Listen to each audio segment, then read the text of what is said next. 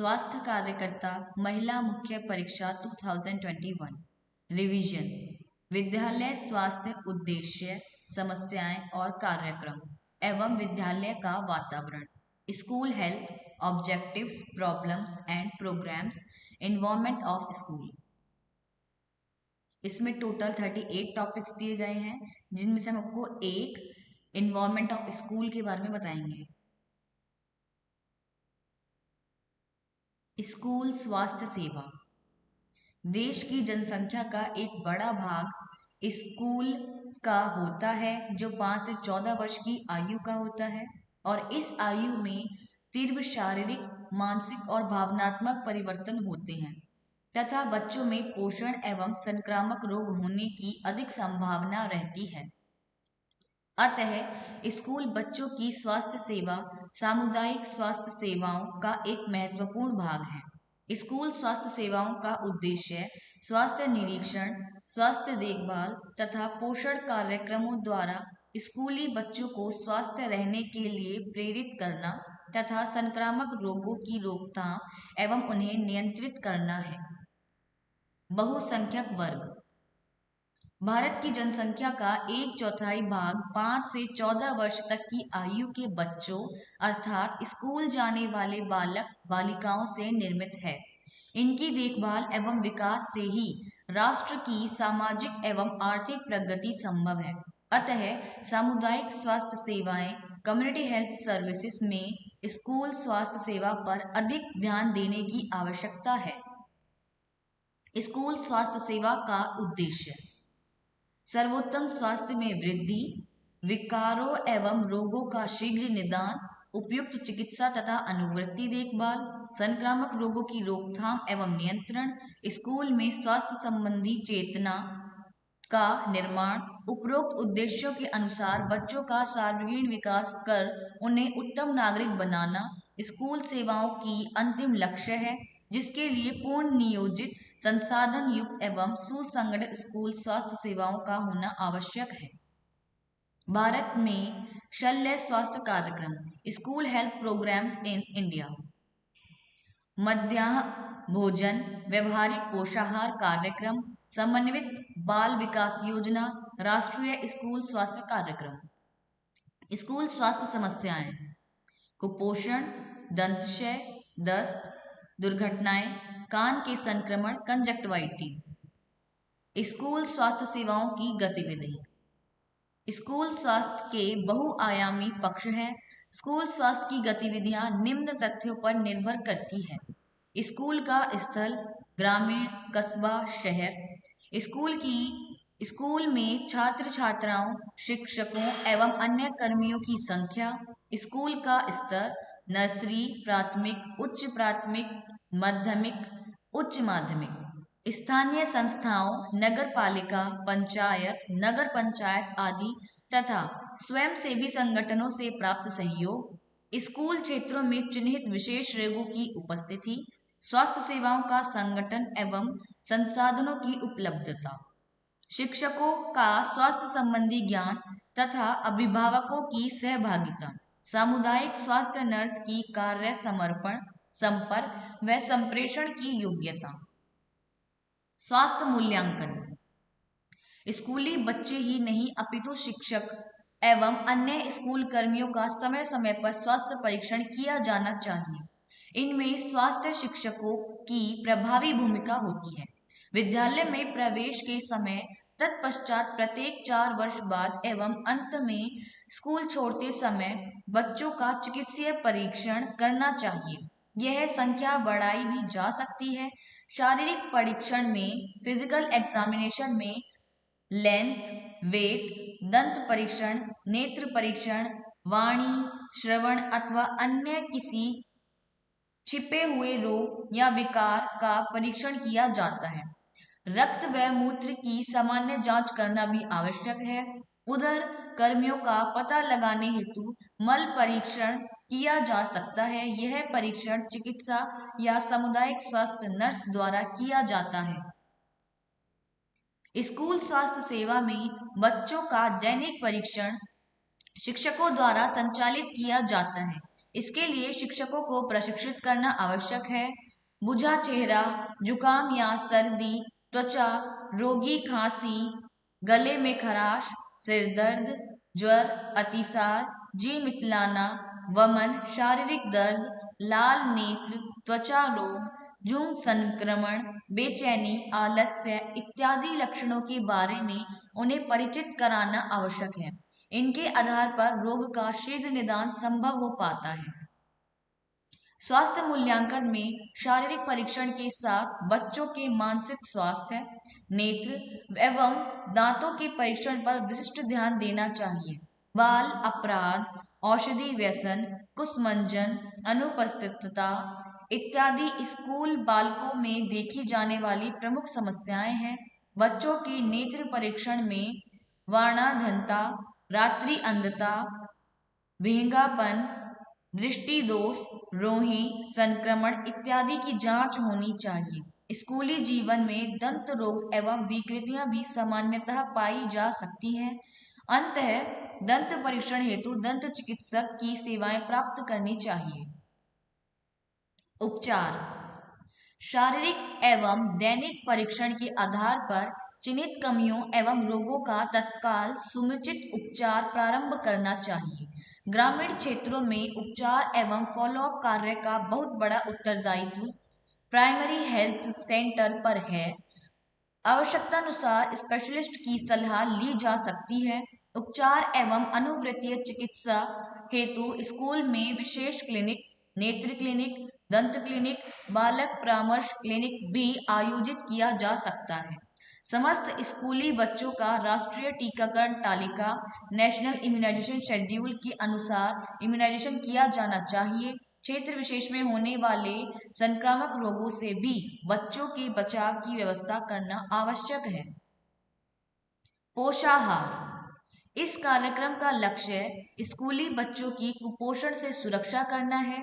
अनेक अभिकरण, UNICEF care आदि इसमें सहायता प्रदान करते हैं। पोषाहार सेवाओं की कुछ विशिष्टताएं हैं। मध्याह्न भोजन: स्कूल स्वास्थ्य समिति की सिफारिशों के अनुसार स्कूल में बच्चों को कम से कम एक समय पूर्ण पोषाहार युक्त भोजन मिलना चाहिए। जो बच्चे अपने घर से भोजन ला सके उन्हें लंच बॉक्स लाना चाहिए अथवा स्कूल में ना हानि ना लाभ के आधार पर भोजन कैंटीन की व्यवस्था होनी चाहिए। समिति को मानना है कि कुल दैनिक आवश्यकता की कैलोरी में से 1/3 कैलोरी बच्चों को मध्याह्न स्कूली भोजन से प्राप्त हो जानी चाहिए। व्यवहारिक पोषाहार कार्यक्रम: यूनिसेफ की सहायता से स्कूली बच्चों के पोषण में सुधार हेतु यह कार्यक्रम चलाया गया है। इसके अंतर्गत बीज, पानी, कृषि उपकरण की सहायता मिलती है। इनकी सहायता से प्राप्त उत्पादों को स्कूल पोषाहार हेतु प्रयुक्त किया जा सकता है। इस संदर्भ में खाद्य एवं पोषाहार बोर्ड की भूमिका उल्लेखनीय है। समेकित पोषाहार शिक्षा तथा स्कूल में अनुपस्थिति घटने हेतु गेहूं का वितरण भी स्कूली बच्चों के स्तर में बढ़ोतरी हेतु प्रारंभ किया गया है। प्राथमिक सहायता: स्कूल में खेल कूद दुर्घटनाएं, उदर दर्द, मिर्गी के दौरे, मूर्छा, अतिसार, वमन, फिसलना, गिरना इत्यादि आकस्मिक स्थितियों का सामना करने तथा प्राथमिक चिकित्सा प्रदान करने के लिए फर्स्ट एड बॉक्स हमेशा तैयार रखना चाहिए। प्राथमिक उपचार के कार्य में शिक्षकों का निपुण होना जरूरी है।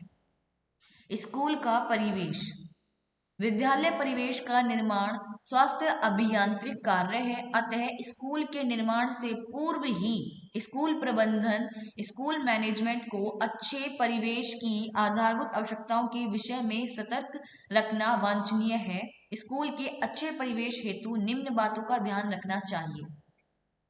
स्कूल रेलवे स्टेशन अथवा लाइनों, बाजारों, सिनेमा, कारखानों, राष्ट्रीय राजमार्गों, नेशनल हाईवेज से दूर होना चाहिए। स्कूल में वेंटिलेशन एवं लाइट की पर्याप्त व्यवस्था होनी चाहिए। कमरों की ऊंचाई हाइट 12 फुट से कम नहीं होनी चाहिए। प्रत्येक विद्यार्थी को 10 से 15 वर्ग फुट स्थान मिलना चाहिए। फ्लोर साफ हो किंतु फिसलना युक्त नहीं हो। सीढ़ियां, छतों आदि पर रेलिंग लगी होनी चाहिए। प्रत्येक 100 विद्यार्थियों हेतु कम से कम एक शौचालय एवं 2 पेशाब घर होने चाहिए। स्कूल में पेयजल, हाथ धोने एवं रसोई घर की सुरक्षित अथवा अलग व्यवस्था होनी चाहिए। एक कक्षा में 40 से अधिक विद्यार्थी नहीं बैठने चाहिए।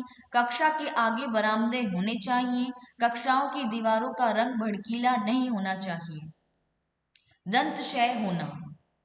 छोटे बच्चों के दंतक्षय होना एक गंभीर दंत समस्या है जो पहला दांत मसूड़े से निकलते ही आरंभ हो सकता है। इसकी शुरुआत सफेद निशानों या लाइनों से होती है जो धीरे धीरे बड़े हो जाते हैं और पीले या भूरे बन जाते हैं। यह अति गंभीर समस्या हो सकती है और अक्सर इनमें अस्पताल में भर्ती होने की आवश्यकता होती है और सामान्य रूप से निश्चेतन करके दांतों का इलाज किया जा सकता है। छोटे बच्चों में दंतक्षय किस कारण हो सकता है? बोतलों को जिसमें कोई मीठा पेय है आनंद से साथ चूसते रहना, जैसे कि अपने बच्चों को सुलाते समय ऐसी बोतल देना जिसमें मीठा पेय हो, जैसे कि फल का रस, दूध या डब्बे का दूध, कोला कोला जैसा पेय पदार्थ या कार्डियल। अपने बच्चों को लंबे समय तक ऐसी बोतलों को जिसमें मीठा पेय हो चूसने देना। चीनी युक्त व चिपचिपे खाद्य पदार्थ जैसे कि मीठी गोलियां, बिस्किट, केक, चॉकलेट, मूसली बार, आइसक्रीम ये कभी कभी खाने वाली चीजें हैं और इन्हें विशेष अवसरों पर ही देनी चाहिए, जैसे कि जन्मदिन पार्टी पर। कोई भी खाद्य पदार्थ जो दांतों की परत पर चिपक जाता है उसे दंतक्षय होने का खतरा बढ़ जाता है। 18 महीनों का होने के बाद प्रतिदिन फ्लोराइड मंजन व ब्रुश को दांत साफ ना करना। दंतक्षय से कैसे बचा जा सकता है? अपने बच्चों को बोतल दिए बिना सुलाएं। दूध पिलाने की बोतल में केवल स्तन का दूध या बच्चों का डिब्बे का दूध ही दें और जब बच्चा दूध पी चुके हों तो बोतल हटा दें। बच्चों का पहला दांत अपने आने पर ब्रश से दांत साफ करना शुरू कर दें। 8 साल की आयु तक अपने बच्चों के दांत अपने आप ही साफ करें। बच्चा जब 6 महीने का हो जाए तो कप से देना आरंभ कर दें। बच्चा लगभग 12 महीने का हो जाए तो बोतल छुड़वाएं। स्वास्थ्यवर्धक भोजन स्नैक्स दें। प्रतिदिन का भोजन, मीठा, चीनी युक्त भोजन व स्नैक्स की समिति करें। कभी कभी का भोजन, भिन्न भिन्न समय पर भोजन खिलाने के बीच में पानी देते रहें। ऑस्ट्रेलिया में नल का पानी साफ होता है और उसमें फ्लोराइड होता है जो दांतों को सुरक्षा करता है। बच्चों के ओठ उठाकर देखें कि दांतों में खराबी तो नहीं। जब बच्चे 2 साल पूरे होने लगे तो उसे दांतों के डॉक्टर के पास ले जाएं। आई प्रॉब्लम, जीरोफ्थेल्मिया, शुष्क छींका अथवा जीरोफ्थेल्मिया एक न्यूट्रिशनल प्रॉब्लम है जो विटामिन की कमी से होती है। सामान्यतः इसमें ड्राई आई भी कहते हैं। यह रोग 1 से 3 वर्ष के बालकों में अधिक पाया जाता है। उपचार एवं बचाव, विटामिन ए की गंभीर कमी होने पर 5000 से 10,000 माइक्रोग्राम विटामिन ए कई सप्ताह तक देकर क्षतिपूर्ति भी की जा सकती है। बच्चों को संक्रमण से तथा कुपोषण से बचाना चाहिए। भोजन स्तर में सुधार करना चाहिए। अधिक मात्रा में विटामिन ए युक्त आहार बच्चों को देना चाहिए। कमी से बचाव हेतु बालकों को प्रति 6 माह के इंटरवल पर विटामिन ए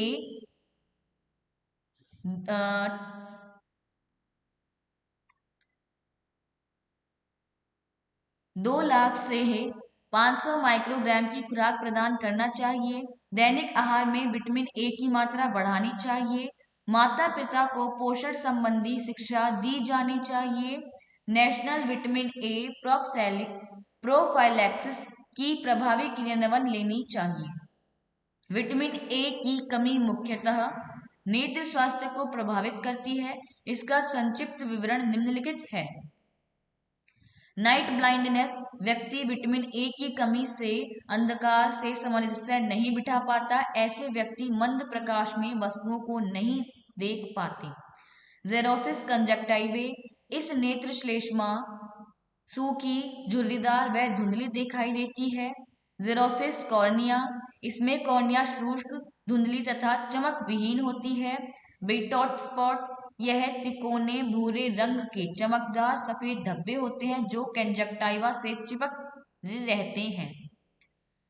कैरेटोमलेशिया, इसमें कॉर्निया बहुत कोमल हो जाती है, उस पर संक्रमण तथा घाव हो जाते हैं। पोषणीय रक्ताल्पता या अनीमिया, न्यूट्रिशनल अनीमिया, कुपोषण से उत्पन्न रोगों में रक्ताल्पता या अनीमिया एक प्रमुख समस्या है, जिससे समाज का सबसे कमजोर वर्ग अर्थात गर्भवती, स्तनपान रही महिलाएं, बालिकाएं, बालक व आर्थिक रूप से कमजोर जनसंख्या अधिक प्रभावी होती है। डेफिनेशन: पोषणीय रक्ताल्पता या अनीमिया का अर्थ उस अवस्था से है जिसमें रक्त में हीमोग्लोबिन नामक घटक की मात्रा एक या एक से अधिक पोषक तत्वों की कमी के कारण सामान्य से कम हो जाती है। इस प्रकार हीमोग्लोबिन का स्तर ही अनीमिया का निर्धारक घटक है। भारत जैसे विकासशील देश में महिलाओं एवं बच्चों की आबादी के 70% भाग में अनीमिया पाई जाती है। Causes of nutritional anaemia: main cause iron अथवा लोह तत्व की कमी, फॉलेट या फॉलिक एसिड की कमी, विटामिन B12 की कमी। कॉन्ट्रीब्यूशनल कॉजेस: प्रोटीन एनर्जी माल न्यूट्रिशन, असंतुलित आहार, विटामिन विशेषकर फॉलिक एसिड की दैनिक आवश्यकता की पूर्ति होना। आयरन का शरीर से अधिक मात्रा में हानि, इसमें गंभीर रक्तस्राव, मासिक धर्म, मलेरिया, आंत्र परजीवी संक्रमण सम्मिलित है। हीमोग्लोबिन का तथा आरबीसी का निर्माण कम होना, आरबीसी के टूटने की प्रक्रिया की दर बढ़ना। पोषणीय अनीमिया के लक्षण एवं दुष्प्रभाव, sign and hazard of nutritional anaemia: थकावट, सांस लेने में कठिनाई, दम घुटना, सिर दर्द, सूजन, अधिक नींद आना, त्वचा का पीलापन, भूख नहीं लगना, हाथ पैरों में चुंबन महसूस होना, दृष्टि क्षीणता। इनके अतिरिक्त पोषणीय अनीमिया के दुष्प्रभाव के कारण व्यक्ति संक्रमण का शिकार हो सकता है तथा उसकी कार्य क्षमता घट सकती है। गंभीर अवस्था में रोगी की मृत्यु भी हो सकती है। उपचार व बचाव के उपाय, ट्रीटमेंट एंड प्रिवेंशन मेजर। उपचार: पोषणीय रक्ताल्पता का उपचार हीमोग्लोबिन स्तर से निर्धारित किया जाता है। अनीमिया से ग्रस्त महिलाओं को आयरन की 200 माइक्रोग्राम की गोलियां दिन में 3 बार कमी समाप्त होने तक दी जा सकती है। बचाव के उपायों में 180 मिलीग्राम फेरस सल्फेट तथा 0.5 मिलीग्राम फॉलिक एसिड वाली गोली प्रतिदिन 2 से 3 माह तक अथवा हीमोग्लोबिन लेवल सही होने तक प्रदान की जानी चाहिए। बचाव: बच्चों को आयरन सिरप दिया जाना चाहिए। आहार की आदतों में परिवर्तन, आंत्रकृमि का उपचार तथा पोषणीय संबंधी शिक्षा के माध्यम से पोषणीय रक्ताल्पता पर प्रभावी नियंत्रण संभव है। प्रोटीन एनर्जी माल न्यूट्रिशन: प्रोटीन एनर्जी माल न्यूट्रिशन भारत में गंभीर स्वास्थ्य एवं पोषण समस्या है। इसकी पहचान मैरास्मस एवं क्वाशियोरकर से की जाती है। यह एक चक्रीय श्रृंखला है। प्रोटीन कैलोरी माल न्यूट्रिशन के नाम से भी जाना जाता है। यह मुख्यतः बच्चों को प्रभावित करती है।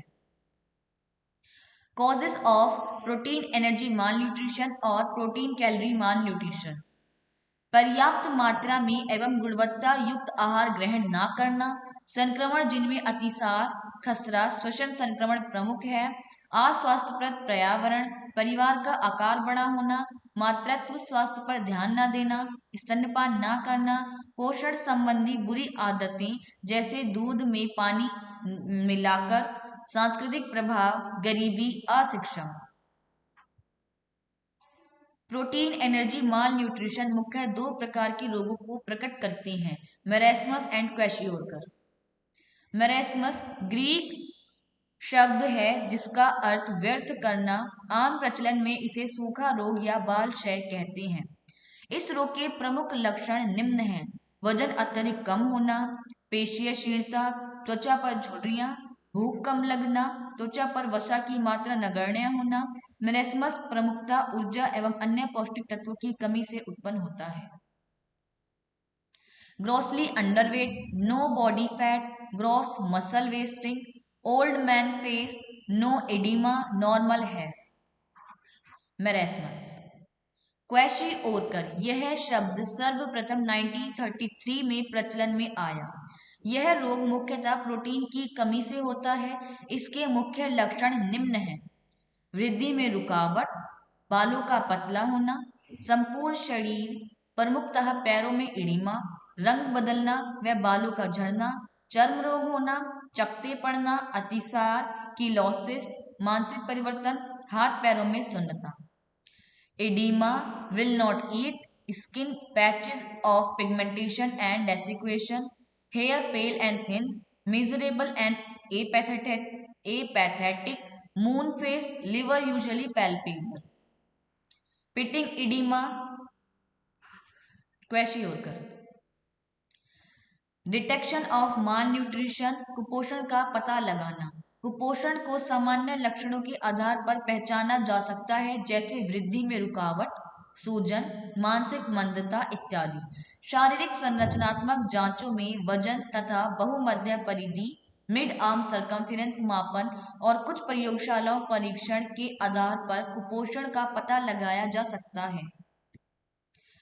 प्रिवेंशन ऑफ पीईएम, रोग का शीघ्रता से पता लगाना तथा उसका उपचार करना, बच्चों की संक्रमणों से रक्षा करना, उपयुक्त टीकाकरण की व्यवस्था करना, परिवार में आहार वृद्धि करना, स्तनपान को बढ़ावा देना, गर्भवती तथा स्तनपान करा रही महिलाओं को विशेष पोषण प्रदान करना, बच्चों के भोजन में प्रोटीन की मात्रा बढ़ाना, प्रोटीन ऊर्जा कुपोषण से ग्रस्त बच्चों पर निरंतर निरीक्षण रखना तथा फॉलोअप चिकित्सा उपलब्ध कराना, कुपोषण के विरुद्ध जन शिक्षा देना।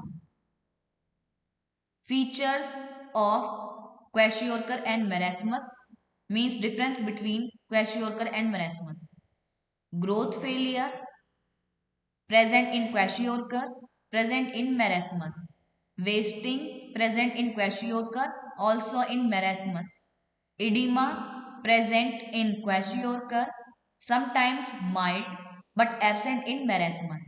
Hair changes common in kwashiorkor, less common in marasmus. Mental changes very common in kwashiorkor, uncommon in marasmus. Dermatosis, flaky paint common in kwashiorkor, does not occur in marasmus. Appetite poor in kwashiorkor, good in marasmus. Anemia severe sometimes in kwashiorkor, present less severe in marasmus. Subcutaneous fat reduced but present in kwashiorkor, absent in marasmus. Face may be edematous in kwashiorkor, dark in monkey-like in marasmus. Fatty infiltration of liver present in kwashiorkor and absent in marasmus. स्वास्थ्य शिक्षण, school स्वास्थ्य शिक्षा में व्यक्तिगत एवं पर्यावरणीय स्वास्थ्य के अतिरिक्त पारिवारिक जीवन की शिक्षा को सम्मिलित करना आवश्यक है। उत्तम रहेगा यदि ये विषय पाठ्य सामग्री का ही भाग हो तथा शिक्षक की सामान्य शिक्षा कार्यक्रम के साथ स्वास्थ्य शिक्षा भी प्रदान करें। विकलांग बच्चों की देखभाल में व्यावसायिक शिक्षा का समावेश करना भी नितांत आवश्यक है। स्कूल स्वास्थ्य रिकॉर्ड, स्कूल के सभी बच्चों का स्वास्थ्य रिकॉर्ड रखा जाना चाहिए। इसमें बच्चों का परिचय, नाम, डेट ऑफ बर्थ एवं एड्रेस लिखना होना चाहिए। इसके अतिरिक्त उसके अतीत का स्वास्थ्य इतिवृत्त, शारीरिक एवं विशिष्ट परीक्षणों की रिपोर्ट, प्रदत्त स्वास्थ्य सेवाओं में का लेखा जोखा होना चाहिए। स्वच्छ पेयजल की कमी, अस्वच्छता, प्रदूषित खाद्य एवं पेय पदार्थों का सेवन करने, मिट्टी व वायु के प्रदूषण के कारण भीड़ भाड़ वाले व सीलन वाले इलाकों में रहने, गरीबी, अशिक्षा, हानिकारक प्रथाओं, परंपराओं, अंधविश्वास, पोषण भाव, प्राथमिक स्वास्थ्य सुविधाओं व परिचार्य का अभाव तथा जनसंख्या की तीव्र वृद्धि होने आदि के कारण भारत की निम्नलिखित स्वास्थ्य समस्याएं हैं। संक्रामक रोग समस्याएं, इनके विषय में अध्ययन 9 में पढ़ें। पर्यावरणीय स्वच्छता समस्याएं, इनके विषय में अध्याय 8 में पढ़ें। पोषण समस्याएं, इनके विषय में अध्याय 11 में पढ़ें। चिकित्सा सुविधाएं समस्याएं, भारत में 80% जनता गांवों में रहती है, परंतु 80% हेल्थ सर्विसेज कस्बों एवं शहरों में उपलब्ध है। गांवों में केवल 20% ही चिकित्सा सुविधाएं उपलब्ध हैं। अतः भारत में चिकित्सा सुविधाएं की सामान्य समस्या बनी हुई है, जिससे लोग अस्वस्थ रहते हैं। जनसंख्या समस्या, इसके लिए अध्याय 16 पढ़ें। शिक्षक, अभिभावक, बच्चों का स्वास्थ्य सूचना की आवश्यकता। स्कूल के स्वास्थ्य कार्यक्रम में बच्चों का स्वास्थ्य व दैनिक परीक्षण शिक्षकों द्वारा किया जाता है। स्वास्थ्य परीक्षण के लिए शिक्षकों को प्रशिक्षित करना आवश्यक है। बच्चों में कई स्वास्थ्य समस्याएं होती हैं, इसीलिए शिक्षकों को उन्हें पहचानना आना चाहिए, जैसे सर्दी, जुखाम या खांसी, गले में खराश, सिर दर्द, बुखार, दस्त, जी मचलाना, उल्टी, शारीरिक दर्द, आंखें लाल होना, त्वचा रोग, बेचैनी आदि।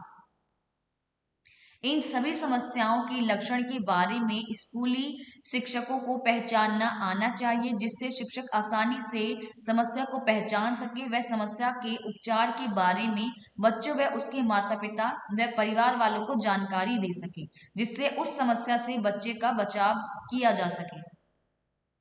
बच्चे के शारीरिक परीक्षण के साथ साथ मानसिक स्वास्थ्य का भी ध्यान रखना चाहिए। आंख, नाक, कान व दांत संबंधी प्रॉब्लम्स पर भी ध्यान देना आवश्यक है। बच्चे की आंख का परीक्षण करते समय उनमें कलर पहचानने की समस्या, रात्रि अंधता, नाइट ब्लाइंडनेस, महंगापन, दृष्टि दोष तथा संक्रमण की बचाव करना चाहिए। ये सभी परीक्षण करने में शिक्षकों की बहुत योगदान रहता है। अपने आसपास के वातावरण, घर, स्कूल, सार्वजनिक स्थानों के वातावरण को स्वच्छ बनाए रखने के लिए बताना चाहिए। अभिभावकों को भी स्वास्थ्य संबंधी जानकारी देना चाहिए, जिससे वह परिवार वालों को स्वच्छ रख सकें। बच्चों को पोषण संबंधी अच्छी आदतें सिखाना चाहिए।